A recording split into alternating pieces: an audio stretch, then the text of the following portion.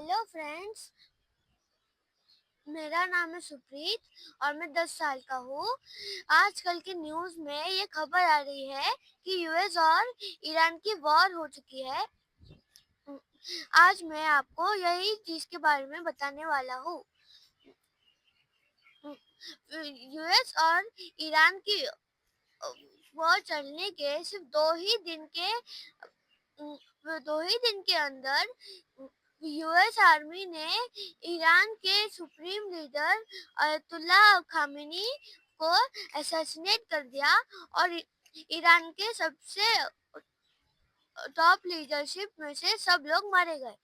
US ने सोचा था कि अ, ईरान के सुप्रीम लीडर को मारने के बाद ईरान सरेंडर कर देगा, लेकिन ईरान ने सबसे मदद मांगी, जैसे कि रशिया और चाइना, और बहुत बड़ी फॉरेंसिक एड ईरान को मिली और वही पैसे वो यूएस के वॉर के ऊपर डाल रहा है। ईरान ने अब तक यूएस के दो फाइट दो फाइटर जेट्स और एक वॉरशिप को नुकसान पहुंचाया है और उसने स्ट्रेट ऑफ हॉर्मुज को भी पूरी तरीके से कैप्चर कर लिया है। इससे यूएस और अ, इससे यूएस और पूरी दुनिया को तकलीफ हो रही है, क्योंकि जो रास्ते से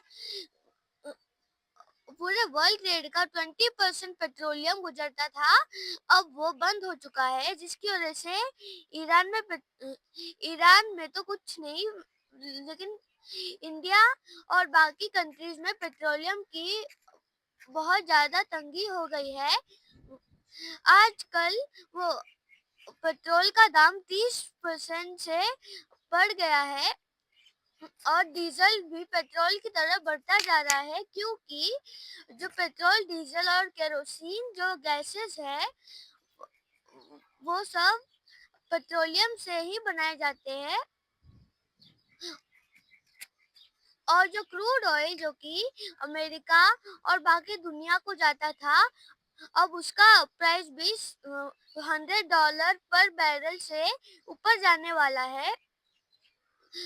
और अभी ठीक 2 दिन पहले ईरान ने एक F-35 फाइटर जेट को मार गिराया था, जिसमें यूएस की बहुत ज्यादा हानि हुई थी और यूएस ने अपने B-2 बॉम्बर भी डिप्लॉय कर दिए हैं।